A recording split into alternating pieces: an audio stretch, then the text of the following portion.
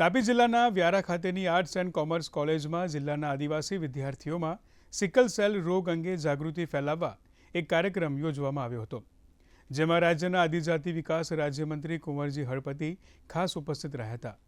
Sickle cell રોગ આદિજાતિ સમાજ માટે ગંભીર આરોગ્ય પડકાર સમાન છે।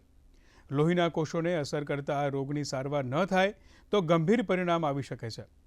તેને જોતા રાજ્ય સરકારે નિઃશુલ્ક રક્ત ચકાસણી જાગૃતિ અભિયાન અને તાત્કાલિક સારવાર માટે વિશેષ પ્રયાસો હાથ ધર્યા છે।